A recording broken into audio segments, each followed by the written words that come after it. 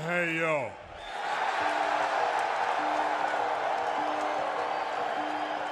Wait a minute. But What the hell is going what? on here? You know who I am.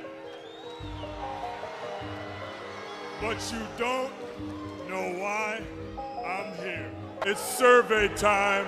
Are you here to see WCW? Or is everybody in Cedar Rapids here to see the survey says one more for the good guys? Well, I couldn't not start this without talking about Scott Hall. It sucks that in the pro wrestling industry, wrestlers seem to die kind of young, a lot way before their time. This one hit hard. You know, when Owen Hart died, I was a kid, so that one obviously was sad. And when Eddie Guerrero died, I was still I don't remember, probably 16 or younger, so that one was sad. But this is the first one in my adult life that hurt. Something I've learned these days is just how powerful nostalgia is. It's hard to top the feeling of nostalgia. The man had a lot of demons, but I don't want to dwell on the dark shit. Because look, we all have demons. Life is a bitch, and we all have our issues. And you add addiction into that mess, and it could be a really tough road for people. So instead, I was gonna talk about some of that, but I don't want to. I just want to focus on the wrestling side of things. This is a wrestling podcast after all. So I don't know. Maybe aside from Stone Cold Steve Austin, I don't know if there was a cooler wrestler than Scott Hall, aka Razor Ramon. And Stone Cold was cool for different reasons. I mean, he was the man going against his boss, which just made him so cool at that point in time. But I'm talking about the coolness that Scott Hall had. He just oozed charisma, and he oozed confidence, and he did so well in that character, the fake accent and everything, as Razor Ramon when Vince McMahon, and he agreed that Razor could pull off the Cuban. But he pulled it off, and Scott Hall threw himself into character work. But I think you look at people in the business, and it's hard to name people, for me at least, that just truly had a mind for the business like Scott Hall. Jake Roberts is another one. And there's plenty of guys that have a mind for the business. But if you truly ever listen to Scott Hall on any past radio shows or podcasts back in the day in the 90s and 2000s, even when he wasn't sober, his mind for the psychology of the business is up there with the greats. He just truly got the psychology of this business and making the fans care, which is truly the art of pro wrestling, or what it should be when it comes to characters and storytelling in matches. This industry has unfortunately just became all about moves. And the psychology of the business has been lost a lot. I do wish more current wrestlers and younger wrestlers would listen to people like Scott Hall and all the past veterans that get the psychology of the business, but younger people don't listen sometimes, unfortunately. But Scott Hall got it, and he even gave Sting the Crow gimmick that has made Sting's career what it still is to this day. Scott Hall's idea. So I just encourage people to go back and listen to past podcasts or radio shows, or even shoot interviews. Some are bad. His darker times, he was bitter a lot at times, and that point about wrestling probably. But there's plenty of great interviews and podcasts where you just see how he gets to business and how he thinks and how smart he was in regards to pro wrestling. And him leaving the WWF for WCW in 1996 is what brought pro wrestling to its most popular point in history. Without that move by Scott Hall, the NWO taking off never happens. Without that the Attitude Era in the WWF never happens. Pro wrestling may not have ever reached the heights of popularity that it did in the late 90s and in 2000 without Scott Hall. He is that piece to the puzzle. So in the lore of pro wrestling history, Scott Hall plays a very important part in it. And I know his Hall of Fame speech has maybe been overplayed over the past week, but it was powerful. Bad times, they happen a lot in life. And I know, sadly, he seems to have had some relapses his last 2 years of life because of COVID and quarantine. It's been a really absurd 2 years for everyone. But I'm glad that DDP was able to help both Scott Hall and Jake. And that Scott Hall was able to live 7 years of sobriety, and he got to train his son, and I am thankful as a fan to DDP for that. In my lifetime, I've learned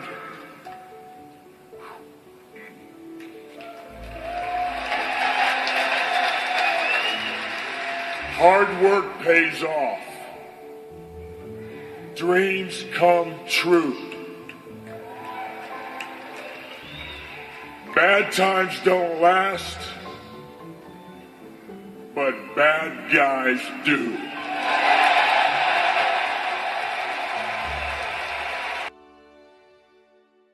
Alright, we gotta transition to some modern wrestling with no psychology and lack of storylines, and not the best week in wrestling, in my opinion. And we're going to start with the WWE, which continues to have... It's like just spinning its wheels to WrestleMania, their supposed biggest show of the year, and yet the build is either non-existent or they're just biding their time now for the month leading up to WrestleMania. They're just biding their time. So we'll start with Raw, which don't have a lot of notes, but what are they doing with Finn Balor? They give him this championship, and then as the face, he just continues to get basically beat up 3 weeks straight now, or at least 2 weeks straight. I don't even remember, but he won the title and has been getting attacked and beat up by Damian Priest every week. And he loses a non-title match to Damian Priest this past week. It was because of Austin Theory's interference, but nonetheless, I don't know what kind of title reign this is for Finn Balor. I don't know. Maybe that's a setup for him to just beat Damian Priest at WrestleMania. I'm assuming this will be on the WrestleMania card, even though it's not official as far as I've seen. We then have Amos, and they have Amos beat another big man in their company, and I just don't know where they're going with this either. He just keeps getting a bunch of squash matches. Are they doing an Andre the Giant Battle Royal or something? Because I haven't heard about that. Maybe that's what this is for Amos, to win that. But he's winning all the squash matches, but he has zero direction, and I don't really think it's been effective to get Amos over whatsoever. One of the only things on Raw that at least had made sense in their build to WrestleMania was Becky Lynch trying to injure Bianca Belair's throat after Belair injured her throat, I guess legit in a match. I feel like this is one of the only matches going to WrestleMania that has some sort of build. And it's Bianca got to showcase her strength again against Doudrop or Dewdrop or however you say her name. So it was a good night for this feud. That was about the only feud that made any sort of sense coming out of Raw, because then we eventually get... Basically, it was a story that I guess played out throughout the episode, but it's kind of a foregone conclusion, and it's kind of just a stupid way of building the show. Because, look, Raw, this is what happens when you have two of your main titles going against each other, because Roman Reigns versus Lesnar is happening, and that's playing out on SmackDown. So Raw doesn't even have a main title right now for their build on their show. So it's basically they're using the lore of Steve Austin and Kevin Owens interviewing him at WrestleMania. But I guess the story thread on Raw was that Rollins was challenging Owens to a match, and the winner would get to interview Stone Cold at WrestleMania. And of course, Owens wins that because we already know that's happening. But like, what are we supposed to get from this? Where are they going with this supposed feud between Owens and Stone Cold at WrestleMania?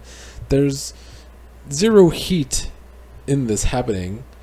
It's just, I'm going to interview Steve Austin at WrestleMania. I'm going to talk bad about Texas for an entire month, and that's the build. You know, he mentioned other guys, like last week in his promo, calling out Stone Cold and people from Texas. He mentioned Shawn Michaels. He mentioned Booker T, JBL. Why isn't Kevin Owens, getting heat on them or something in these Raw episodes? Bring them on Raw, and then Kevin Owens does something to them, and it builds to the showdown with Stone Cold at WrestleMania. But I guess that's just too much thinking for Vince McMahon and company, who just throw together a card and expect it to sell, because it does sell to the hardcore fans. Although supposedly tickets for this WrestleMania, since it's 2 nights, have struggled to sell out. And I would think would continue to struggle unless the prices get really low or something. Because also, I think they've only promoted 12 matches for WrestleMania, but it's a 2-night event, where in the past there would at least be like 9 to 12 matches for one night. So what are we doing? We're splitting either 6 or 7 matches per night? How are they going to stretch 6 matches over 3 hours? Those are too long of matches for these bad builds that they're giving. Speaking of Stone Cold, though, I did watch him on the Rich Eisen show, and the man is jacked at his old ass age. Veins popping out of his arms. So, I mean, he definitely got in ring shape for whatever he's doing at WrestleMania, to say the least. Austin is old school. Austin knows you need to look the part. Something his opponent kind of struggles to do, in my opinion. Kevin Owens doesn't always look like a pro wrestler. He just looks like a dude coming out of a fucking hardware store or something. But I like Kevin Owens, so yeah, but the build isn't there. So let's move on to SmackDown. I don't really think this did any better in building feuds or matches for WrestleMania. Here's what I dislike the most about what happened on SmackDown between Roman Reigns and Brock Lesnar, where at first Roman Reigns is talking a lot of shit because he doesn't think Lesnar's there tonight, because Paul Heyman mentions there being a snowstorm and it didn't seem like Lesnar could get there on time. But then, of course, Lesnar does get there, and Roman Reigns and the Bloodline, aka the Usos, have to run off. But they spent the past 2 years, basically, building Roman as this monster heel. And what was, even though it got old and still, the Bloodline story and Roman Reigns being the head of the table at least told a story, something that doesn't happen often in pro wrestling anymore. But now, since he's facing Lesnar, Roman is the scaredy cat heel that has to run away from Lesnar because he's scared. I just don't think that fits this whole persona and the whole heel character that they built up of Roman Reigns. So I just don't know the point of making Reigns the scared heel of Brock in this feud. It should just be the monster face versus the monster heel. I think that would be better storytelling. And then speaking of, WrestleMania matches, they're just throwing teams together for the women's tag team match, because, they threw Sasha and Naomi back together. At least that has some backstory. But, they put Rhea Ripley and Liv together. And now they're throwing in Natalya and Shayna Baszler together. So all 3 teams are kind of just thrown together, which just shows me that this is a thrown together tag match, just to say that there's a women's tag team title match at the pay-per-view. And to at least give Sasha Banks something to do. It's kind of what it feels like. Seeing as she main evented one of the WrestleMania nights last year. So after Big E's injury last week, they had Kofi have a match against Ridge Holland this week. And, there's interference from Sheamus and Butch. And I think this has clearly been building to the return of Xavier Woods. Now, will they have a third man, or will it just be a tag team match at WrestleMania? Or will it be a trios match? I mean, either way, I don't know if I care. And yeah, the last SmackDown thing was Charlotte and Ronda Rousey. Another bad build. They're all been bad, other than maybe Becky and Bianca. They're all been pretty bad. Charlotte basically trapped Rousey to come out, and then Charlotte Flair had a kendo stick and used it to attack Ronda, and then puts Ronda through a table. But we just saw this during one of the builds on Raw between Damian Priest and Finn Balor. After Finn beat him for the title, he puts Finn through a table with a razor's edge. Which, with recent events, that should be the centerpiece of that feud should be the razor's edge, in my opinion. But back to this, I just don't know if this is effective either, because it's already a point of another feud where you're putting someone through a table. So it's redundant, it's lazy, and obviously just still. And so that about wraps up the latest week in this road to WrestleMania. There's no road. They're already parked at the parking lot. There's no road to get there. They're just already parked there, and they're just spinning their wheels there waiting for the event to happen, with no real exciting build to any of these matches for the supposed biggest show of the year. And I wanted to talk about something Eric Bischoff said over the past week. I need to find it first to see exactly what he said, though. There was actually some merit to what he said. I'm going to read some of his quote. He says that the fact that AEW has plateaued is proving his point that you can add whoever you want to your roster and it won't matter beyond a week or two unless the audience is engaged in a compelling story that makes them look forward to next week. Not because they're just wrestling fans and they want to see a 4-star Tokyo Dome match. Yes, I mean, he's right. Shots at Dave Meltzer. The audience for AEW doesn't stay up, and they lose consistency just by, doing the gimmick of just having a bunch of debuts and announcements. Well, actually, now that I'm reading Bischoff's full quote and not just headlines, he also, talks about that there's a lack of basic understanding of how to tell a story in WWE as well. He doesn't see it in WWE. He doesn't say in AEW.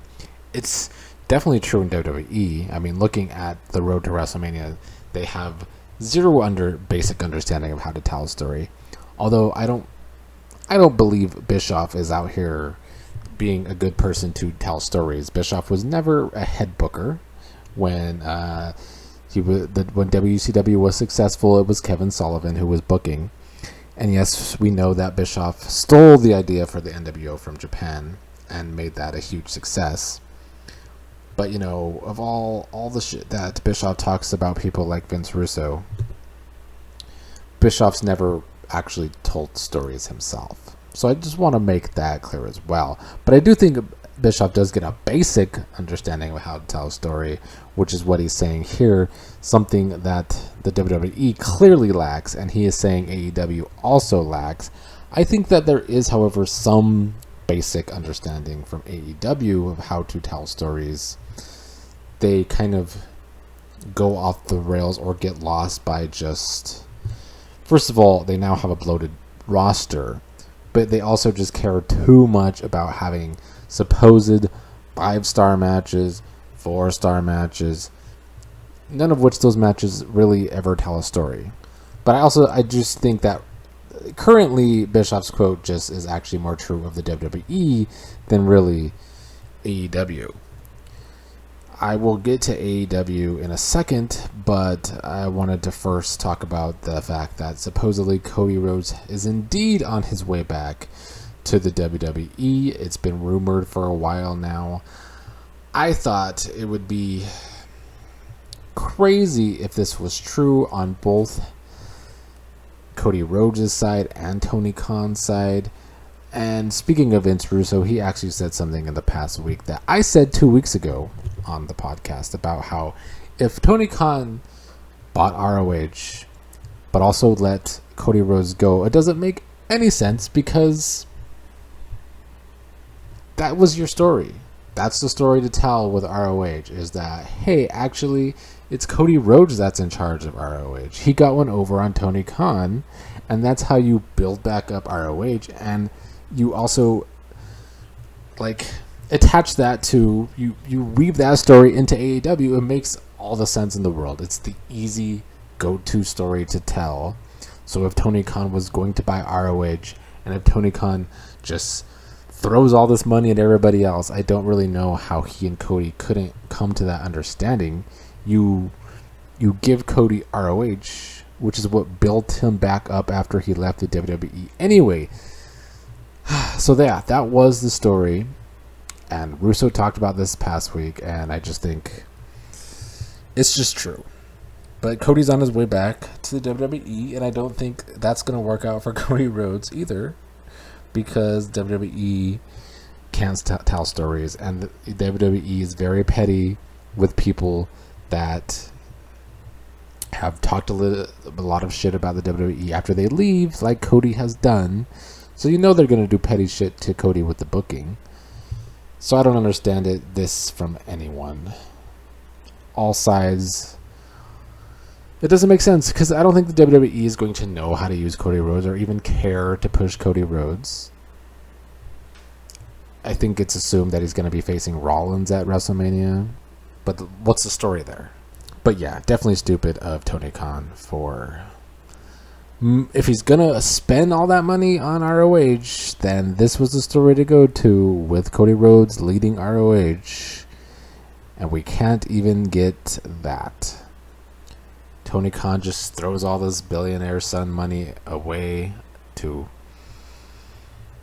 do who knows what. There hasn't even been any real announcements from ROH since he bought them. So he made that big announcement on Dynamite, and there's been really no follow through. But we will get to Dynamite now.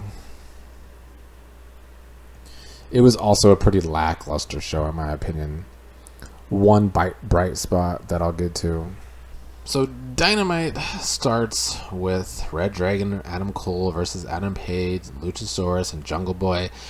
And I've said it on almost every wrestling video I've done, how much I hate multiple man tag matches, because it just comes out to be very meaningless. And, they tried to make this match meaningful, that Adam Cole pins Jungle Boy, who's been on a hot streak. But does anybody really care other than the really hardcore AEW marks? I doubt it. And I don't know why they're still continuing the Adam Cole and Adam Page feud in the first place. I get that they don't have another pay-per-view for 2 months, but hopefully that's not a rematch at the pay-per-view, because God, it isn't working. It's not helping Adam Page's title run to begin with that has already suffered, like I've talked about. So I don't get it. If this is supposed to be a company that holds their records so dearly and think that it's so real, and they're acting like it's MMA, and this is your main title out of all of them, yet the two people going for it aren't the hottest people in the product. AEW is too new to not put their top guys at the top of the card. It doesn't make any sense. And one of those top guys is Bryan Danielson, who is now in a tag team with Jon Moxley, and I still don't know what this is going to do for these two, or what it's going to do for the tag division, or if it's going to lead anywhere. But that's where we are. I do still like the William Regal element to it, and after this week it seems like maybe it's just going to be the build of yet another stable in AEW, even though most of the stables don't get anybody over. There's only a few that have gotten people over, and we'll get to that reason here soon. And, I do wonder, Fan Guy always said when we were doing the classic wrestling podcast, that was unfortunately short-lived, but I used to hate when you put two singles wrestlers in a tag team. And I agree, this is one of those cases here. Like, they've tried to make it work with the William Regal connection and him being the manager. But I still think these two are better off as single stars, and that AEW would be better off with these two as single stars. Just because Moxley kind of went nowhere and got really stale because he's basically the same character he was in WWE, why bring down Bryan Danielson with him? So on one hand, this maybe, yes, it helps Moxley more than it helps Bryan Danielson. But if it drags down Bryan Danielson's hot streak, then it just drags down all of AEW. But they had a match with Chuck Taylor and Willer Utah, and then after the match, Willer Utah kind of goes in the ring instead of leaving with the best friends and Danhausen. And he wants to shake Regal's hand, but Regal slaps him. And that's kind of like Regal's way of initiating people into this stable, possibly. So maybe Willer Utah will eventually join this Regal stable. Now, the one thing that did work, almost like always, is the very consistent Chris Jericho, even at his old age, even with some of the shit I've talked about him. He does always prove that he can always remake his persona and make it work. And at this point, get the younger guys over with stables. Jericho is maybe one of the only guys in AEW that has so far really been able to get the younger guys over in stables. We see it with Sammy Guevara now, and maybe not so much Ortiz and Santana, but I think it still can happen. There was no real follow-up with them this week. I think there should have been some follow-up with Eddie Kingston and them for sure. I guess they'll save that for next week. Because this roster is so bloated, they only have a limited amount of time. But Jericho is great on the mic, and even the younger stars in this stable were good on the mic. The Jericho Appreciation Society, I thought it was a great segment. I thought it got this all over. Jericho calling himself a sports entertainer pissed off this smart mark crowd because they wanted to be pro wrestling. And that just shows how good of a heel Jericho is, because at the beginning, despite him having a heel turn last week, they were still singing his theme song when he came out to the ring. And they were still pretty pro Jericho when they first came out to the ring. But then Jericho was able to turn that and just show why he has been one of the best wrestlers for a very long time now.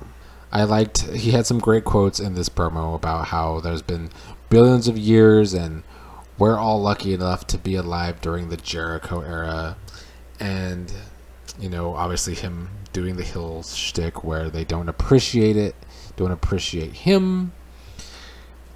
I also loved the Daniel Garcia line where he's like, where it's like almost an AA meeting, where he's like, he says, my name is Daniel Garcia and I'm a sports entertainer. I don't know. I thought it was entertaining. It was made the point come across. It showed why Jericho is just one of the best right now. You know, I said that Bryan Danielson is the best in wrestling, but despite his old age, Jericho always proves that maybe he is, out of all the active wrestlers, the greatest mind left in pro wrestling. Like he said, because he knows the psychology of the business, how to get yourself over, how to make things work, make stories work, make feuds work. He gets it. It's like I was talking about with Scott Hall earlier. Once you get the basic psychology, not just about storytelling and character work and feuds, but even storytelling in the ring, then that's what makes you the best. That's what gets you over. That's what Scott Hall was so great at doing. Getting yourself over with lines. I mean, he got over just by saying, hey, yo. Like, that was over with the crowd. He didn't have to kill himself in wrestling matches doing ridiculous moves. He got himself over with the surveys. He got himself over with the being in character as Razor Ramon, even before all the WCW stuff. So that's the stuff that gets you over not killing yourself in the ring all the time, which I will get to with this main event of Dynamite, which was a mess in my opinion. I'm sure that will be unpopular with the AEW stands, but nonetheless. But yeah, back to this promo. He called Jake Hager the Hand of the King, and they're gonna be around just to beat up pro wrestlers. And so he said that the era of sports entertainer now begins in AEW. So I hope this leads to an overarching arc in AEW that it needs. AEW, it does a lot of sports entertainment stuff, despite them acting like it doesn't, and despite them wanting to act like the records matter and that this is a sport. They do a lot of sports entertainment, and a lot of it's kind of bad, however. But this could be an interesting storyline if Jericho is the one leading the way.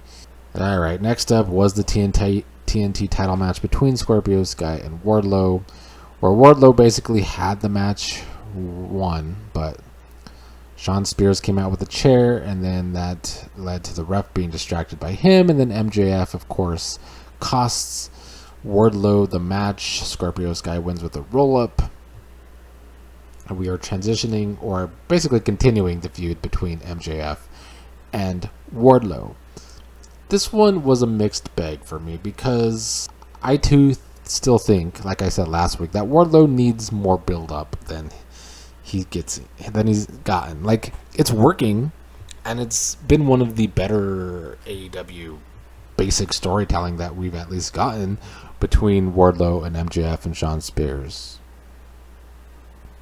But just because he's over with the AEW smart mark crowds sometimes doesn't mean that that's going to carry over if he becomes a champion, because we're seeing that with Adam Page. Like I keep saying, that Adam Page's title reign has zero steam, and I feel like if Wardlow became a champion, it too would have zero steam, because the build might be premature, and I think they're going to stick with it, because that's what they did with Adam Page. They stuck with that even though it isn't working now.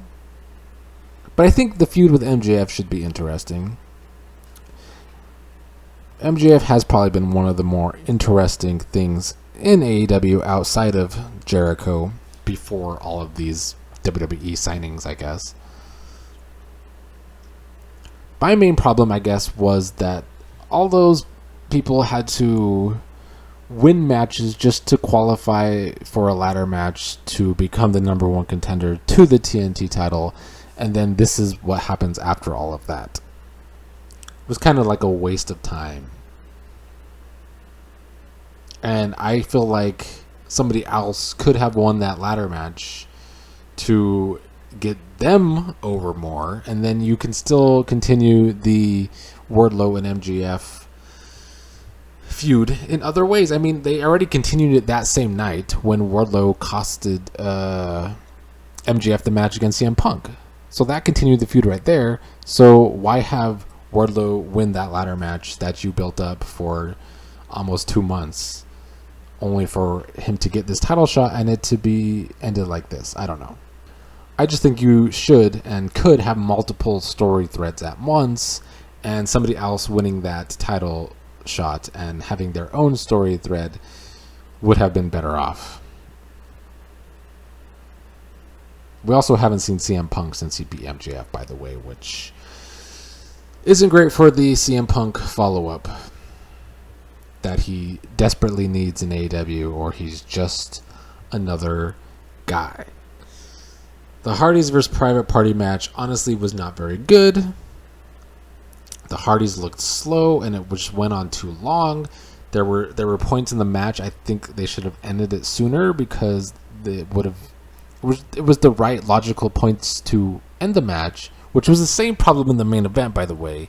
But yeah, it's kind of hard because, we've seen the Hardys have one last run as a tag team in WWE, even though that was a while back now. But I don't know what they're getting from the Hardys together as a tag team.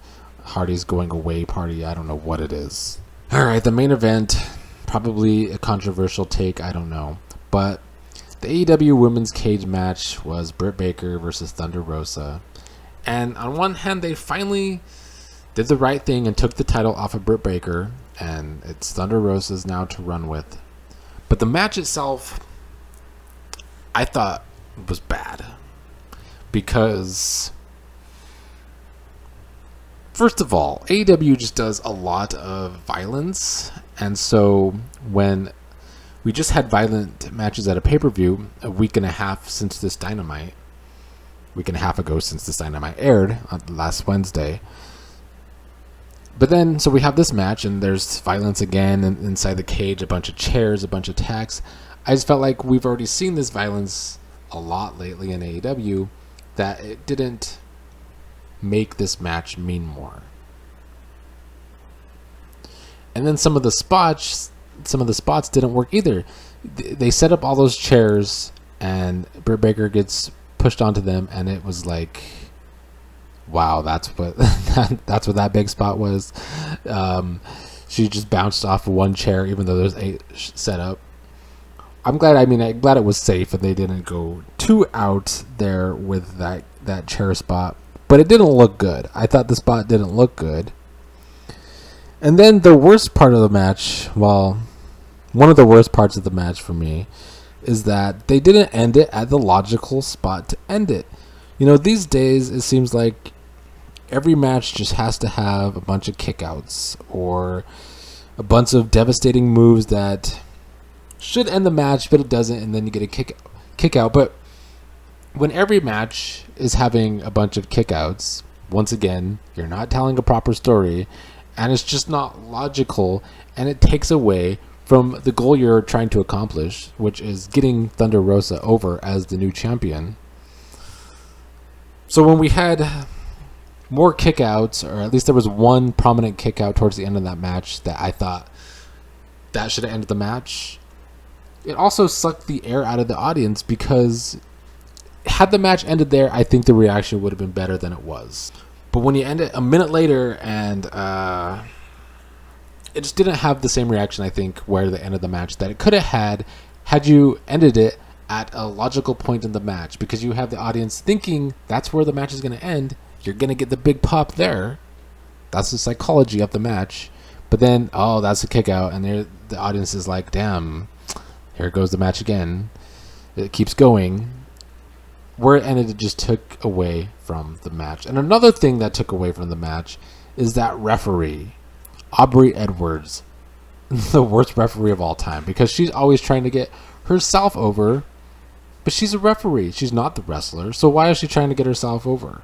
She's so dramatic in the ring, and she's always making faces and shit.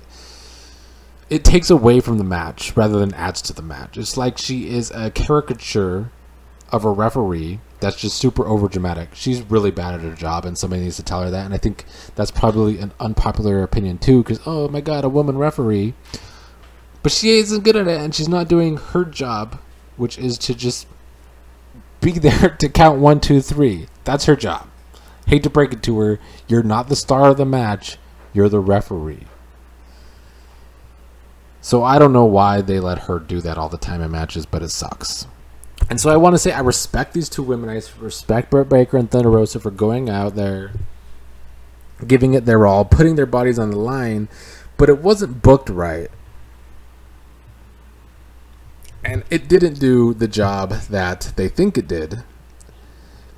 Because then to add on to that, after the match, Dustin Rhodes comes out and hugs Thunder Rosa.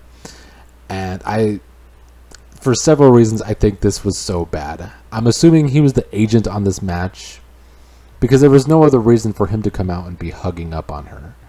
There was no storyline reason for that I've seen over the past 2 months at least. So I don't know if it was like this cutesy breaking the fourth wall moment where Dustin comes out and is like, yay, I gave you this match, I booked this match, and you got it over. I don't know what it was, because also this is supposed to be her moment. She's the new champion. She should have this huge celebration afterwards, but her celebration is hugging Dustin Rhodes, which I felt took away from her moment, and it's like putting a spotlight on to him. It just didn't work. It fell flat, and it was stupid.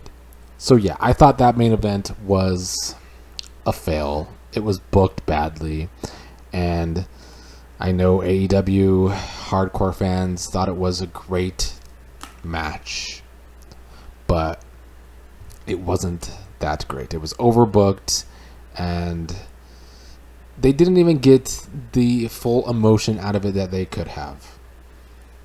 But I'm glad Thunder Rosa is the new champion. I do think they could build upon her and maybe still keep that emotion there, but they definitely took away from her. They took away the emotion out of the match by not ending it when it should have ended logically, and by Dustin Rhodes coming out and hugging her, with it making no real sense. Alright, that about summed up the week in pro wrestling. I'm going to get to my best of the week. I'm just going to say straight up, match of the week, there wasn't one. No matches this week were good in my opinion. Maybe there was a couple of decent ones here and there, but none of them drew me in and made me think, wow, I'm really invested in this match, or wow, this is a really good match. None of them. Especially not that cage match. Sorry. Maybe one of the only matches I can even remember from this past week that I thought was maybe kind of decent was actually on NXT, and it was LA Knight and Dolph Ziggler. They had some time to just go out there and do, just have a good little match for the NXT title, but I wouldn't call it good. So there was no match of the week for me this past week, honestly. Both the segment and the promo of the week has to go to Chris Jericho. You know, he called himself the master manipulator and that he's the last bright mind in pro wrestling. And he always constantly proves that he could repackage his character and get it over, which is the best thing you could do in wrestling. And I can't think of anybody else other than Jericho who's been able to do that so many different times. He's great at it. That's why he's been one of my favorites forever, even though he gets on my nerves as well. So yeah, Jericho gets the segment and the promo. I do want to mention, actually, somebody from MLW Wrestling who I caught my eye this past week.